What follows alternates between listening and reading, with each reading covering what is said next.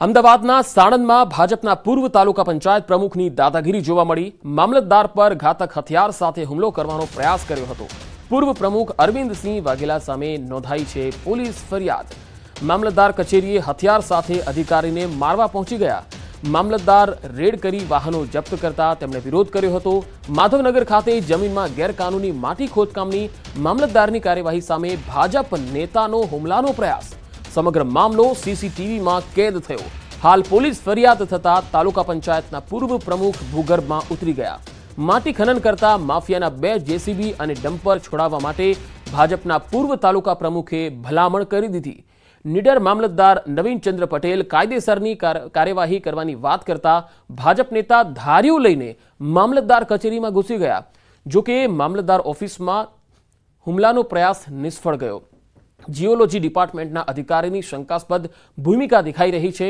Geology डिपार्टमेंटना अधिकारीए 2 वखत रिपोर्टनी पूर्तता करवा मामलतदारने परत मोकली आप्युं। सरकार अने एसीबीना अधिकारीओ जियोलॉजी डिपार्टमेंटना आ शंकास्पद अधिकारीनी तपास पण करशे।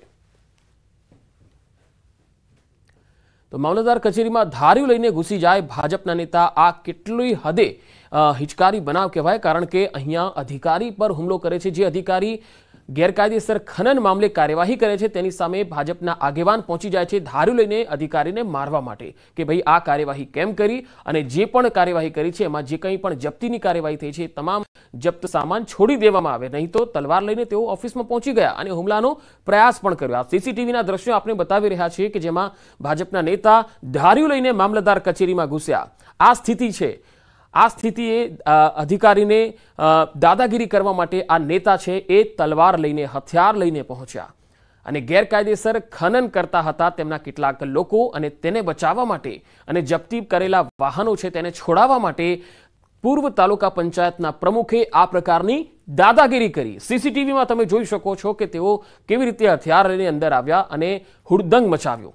आ नेता छे जे पार्टीना नेता छे, भारतीय जनता पार्टीना नेता छे अने आ प्रकारे मामलतदारनी कचेरीमां घुसीने हुमलो करे छे। आ नेता सामे पण कार्यवाही थवी ज जोईए। कारण के आ नेता हवे सत्ता पक्षना नेता होवाने लईने तेओ एटला छाकटा बनी गया छे के तेमने ए हवे भरोસો થઈ ગયો છે કે તેમને કશું થવાનું નથી। સંવાદદાતા ગૌતમ મારી સાથે જોડાયા છે। ગૌતમ, મામલતદાર પર હુમલાનો પ્રયાસ અને એ પણ એટલા માટે કારણ કે એમણે કાયદેસરની કાર્યવાહી કરી। હવે આ મામલે ભાજપ નેતા સામે કોઈ કાર્યવાહી થઈ છે ખરી? ચોક્કસથી વાત કરવામાં આવે તો સાણંદના પૂર્વ તાલુકા પંચાયત ના જે પ્રમુખ જે છે તેમની દાદાગીરી સામે આવી છે। પૂર્વ પ્રમુખ અરવિંદસિંહ વાઘેલા જે છે તેમની સામે પોલીસ ફરિયાદ જે છે તે નોંધાઈ છે અને પોલીસ ફરિયાદ એટલા માટે નોંધાઈ છે કે મામલતદાર કચેરી તો હથિયાર લઈને અધિકારીને મારવા માટે પહોંચ્યા હતા। મહત્વનું છે કે મામલતદાર રેડ કરવા માટે જે જમીનમાં પહોંચ્યા હતા માધવનગર પાસે આવેલી જમીનમાં ગેરકાયદેસર માટીનું ખોદકામ ચાલતું હતું અને તેમાં તેને રોકવાનો પ્રયાસ કરવા માટે મામલતદારશ્રીને કહેવામાં આવ્યું હતું, પરંતુ તે રોકકામ ન થવાના કારણે જે ભાજપના નેતા જે છે તે ઉગ્ર બન્યા હતા અને તેમની દાદાગીરી જે છે તે સામે આવી હતી। મહત્વનું એ છે કે માટી ખનન કરતા માફિયાઓ જે જેસીબી અને ડમ્પર છોડાવવા માટે ભાજપના પૂર્વ તાલુકા પ્રમુખે અગાઉ ભલામણ કરી હતી, પરંતુ નીડર મામલતદાર નવીન ચંદ્ર પટેલે કાયદેસરની કાર્યવાહી કરવાની વાત કરતા ભાજપના નેતા જે છે તે બગડ્યા હતા અને તેઓ ધારીઓ લઈ અને મામલતદાર કચેરીમાં ઘૂસ્યા હતા। આ પ્રકારના સીસીટીવી જે છે તે પણ સામે આવ્યા છે। મામલતદાર ઓફિસમાં ન હોવાથી બચી ગયા હતા। જો કે હોત જો હુમલો પણ થઈ શકે એ પ્રકારની સ્થિતિ હતી। ભ્રષ્ટાચારની ભરપૂર તંત્ર વચ્ચે નોન કરપ્ટેડ અધિકારીના દમ પછાડા જે છે તે સામે આવ્યા છે અને જીઓલોજી ડિપાર્ટમેન્ટના અધિકારી પણ શંકાસ્પદ ભૂમિકામાં હોય તે પ્રકારે સામે આવી રહ્યું છે। તમામ બાબતો સાથે મહત્વનું છે કે જે સ્વચ્છ છબી ધરાવતા જે મામલતદાર જે છે તે પોતાની કામગીરી કરવા જતા હતા, પરંતુ ક્યાંક દબંગાઈ જે છે તે સામે આવી છે। તેના કારણે આ પ્રકારની બાબતો સામે આવી છે, જેના કારણે હવે જે મામલતદાર જે છે તેને પોલીસ ફરિયાદ પણ નોંધાવી છે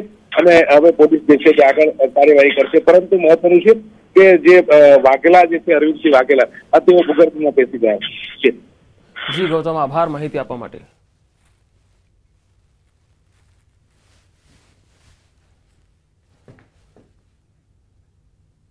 समाचारों परवा लगातार जारी रहेशे। हाल रोकाईशुं एक ब्रेक माटे।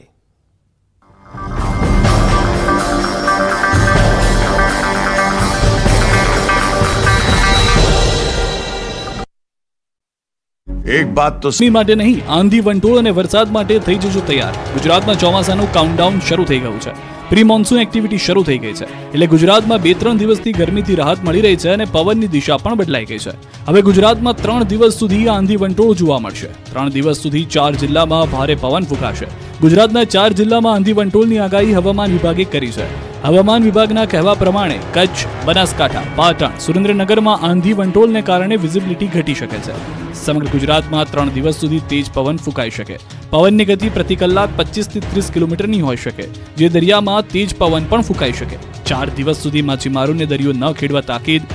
દરિયામાં પવનની ગતિ 65 કિલોમીટરની ઝડપ સુધી થઈ શકે. આ કારણે ગુજરાતમાં ગરમી ઘટી શકે છે.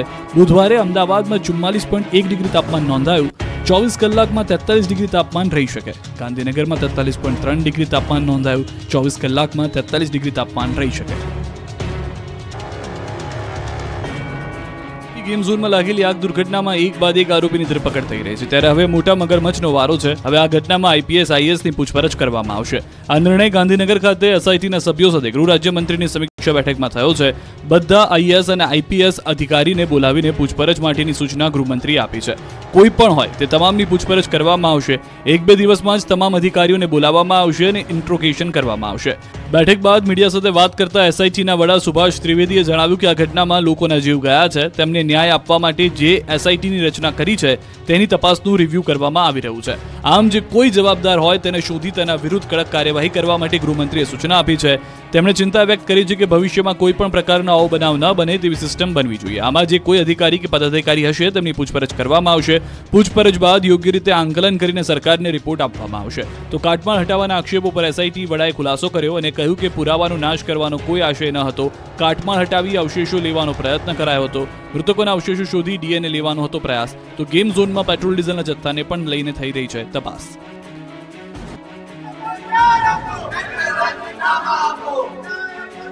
રાજકોટ ટીઆરપી ગેમ ઝોન અગ્નિકાંડ મામલે કોંગ્રેસ આક્રમક મૂડમાં જોવા મળી રહી છે. કોંગ્રેસ દ્વારા કલેક્ટર કચેરી ખાતે વિરોધ પ્રદર્શન કરવામાં આવ્યું. વિરોધ પ્રદર્શન બાદ કોંગ્રેસના આગેવાનો દ્વારા સૂત્રોચ્ચાર કરી કલેક્ટરને આવેદનપત્ર આપવામાં આવ્યું. સાથે જ આરોપીઓ સામે સખત કાર્યવાહીની માંગ પણ કરવામાં આવી. આ સમયે હૈયું કંપાવી દેતી ઘટનાને લઈને કોંગ્રેસ નેતા ગાયત્રીબા ભાવુક થયા હતા અને ધ્રુસકે ચોથા રાસુએ રડી પડ્યા હતા. રડતા રડતા ગાયત્રીબા વાઘેલાએ કહ્યું કે આવી ઘટના ક્યારે ન બને. માસૂમોના મૃત્યુ થયા તો તટસ્થ તપાસ કેમ નહીં.